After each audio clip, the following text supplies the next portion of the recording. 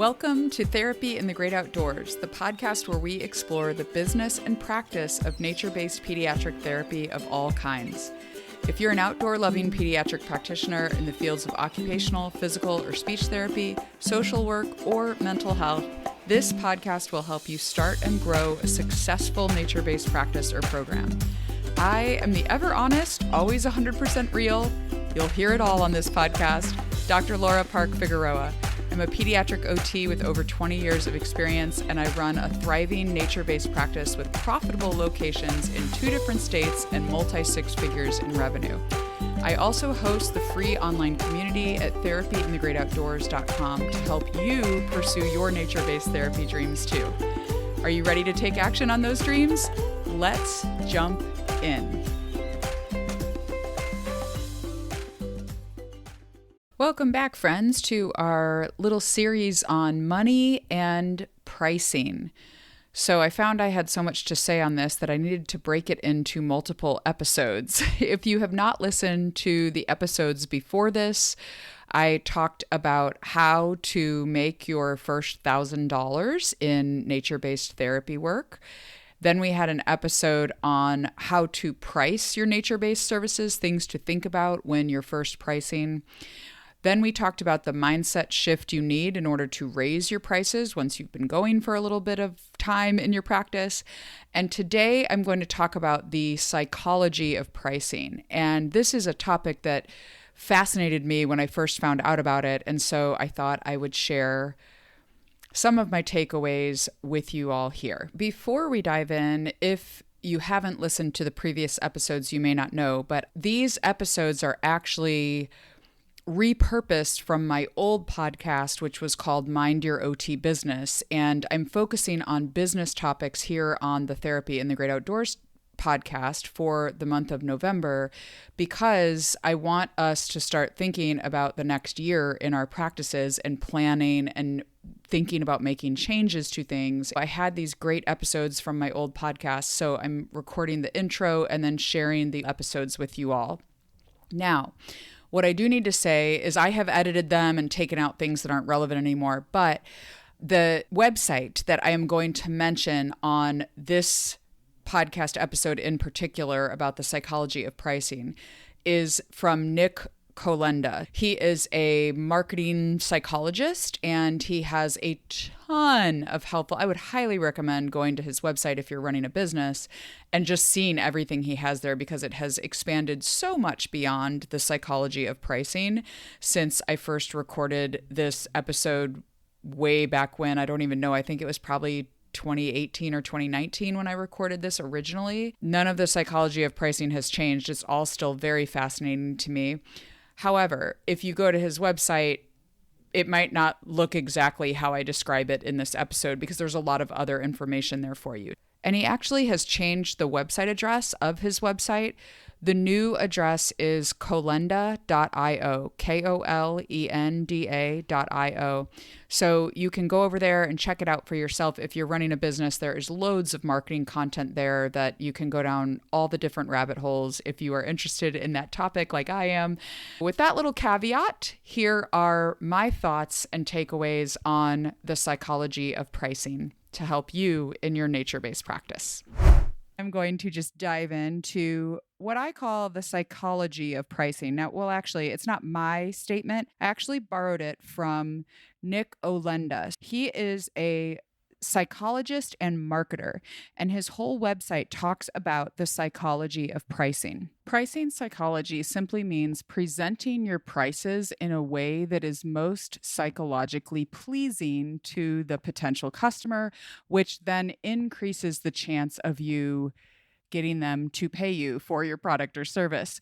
So Nick has so many examples on his website. I will actually just share one or two here. They are such practical and easy ways that are based on research. That's why I love it. For example, maybe you've wondered before why people always put $1.99 instead of $2 for the price of something. So everyone has seen this, everyone, that when things are on sale or when they're priced in general in stores, they usually aren't priced with the 2.00. If you're in America, I'm not going to say this is worldwide, but if you're in America, usually we see this $1.99 or $1.97. And the reason is that the very left digit is what our brain anchors on. We anchor on that digit and we don't really pay attention to the rest. And so that's actually tactic number 1. I'm looking at it right now on his website. But there are 42 tactics on his website that you can use to think about how to help your potential clients perceive your prices in the best way. I think I've seen on his website, I don't see it right now, but I've seen on his website, this is not about trying to trick people or confuse them.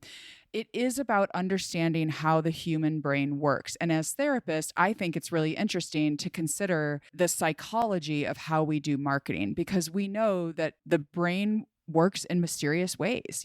Just that example of our brain anchoring on that left digit is such an interesting way to think about the actual pricing of our services to help it appeal to the most people. Okay, so check out his website. That is my number 1 tip. I refer so many people there because it is one of my favorite and most interesting websites that I've seen in my career as a business owner, and that has helped me a lot in just pricing my services and products as I've developed them. Okay, so besides Nick Olenda's website, I have a couple of very practical tips for you. So the first one is that it hurts less when people do not pay at the time of service. So when thinking about how you're structuring your systems in your business, think about if you can get people to pay at a different time than when they are actually coming in for the service. So if you do a free discovery visit where they come to see you to see if you're the right fit for them, maybe you could have them sign up at that point in time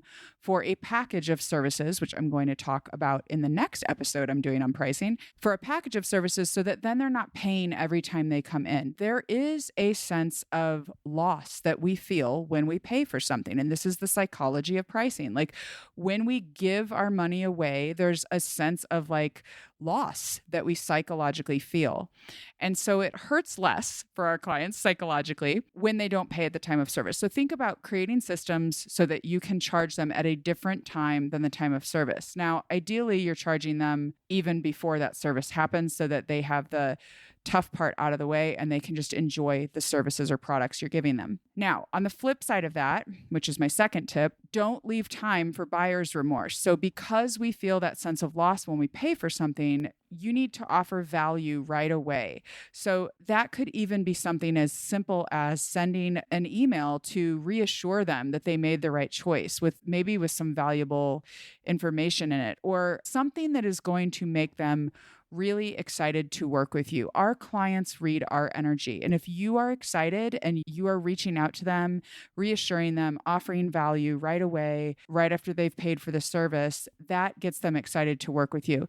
So an example of how we do this in my practice is shortly after parents sign up for our services in my therapy practice, Outdoor Kids OT. I forget that I assume that people know me when I do this podcast, but if you don't know me, I run a nature-based pediatric private practice called Outdoor Kids OT, and you can see it, outdoorkidsot.com online. So anyway, right after we have families register for services, we do a very different method of enrolling for services. We run after-school groups that are therapy services, and parents sign up for a school year to participate in our after-school therapy groups. We discharge children if they don't need therapy anymore and all of that. But parents know that when they sign up, they are likely going to stay in for the entire school year. So it is a large sum of money, right? And we have a way that we break the pricing over time. And I didn't intend to talk about this, but this is getting into some of the psychology of pricing. So one of the reasons that we did that we broke the lump sum payment of, I think the tuition is somewhere around the number of $5,000. So we break that $5,000 into 10 months and they can pay even amounts over the 10 months so that it feels like less of a burden to them. So when families have signed up for this service, okay, Shortly after they sign up, we send them an email that is welcoming them. We tell them we're excited that they are part of Outdoor Kids OT now. And we send them a welcome packet that has tons of information about what to expect in our programs, what they need to bring, what our philosophy is, like who their therapist is going to be, all of that stuff. So that kind of gets them excited to work with us. And it offers value to them right away because we're talking about our philosophy, what we expect from families, how we're going to communicate with them. So it reassures them that they made the right choice in signing up for therapy services at Outdoor Kids OT. So that's it for today. Check out Nick Kolenda's website on pricing psychology. Think about having people pay at a different time than when they're getting the service or the product that you offer. And don't leave any time for buyer's remorse. Make them excited to work with you by offering value right away. Okay, y'all, I will see you next week for our final installment of our episodes on money pricing and all of the things about money. Oh, guys, it's late tonight. It's time for me to shut off the mic and go eat some food. All right, I'll see you next week.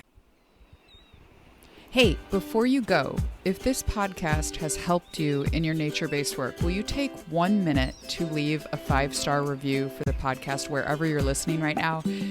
It helps me keep producing free content for you when I see that it is actually having an impact in the world. So thank you so much for doing that. And now go get outside and enjoy therapy in the great outdoors. See you next week.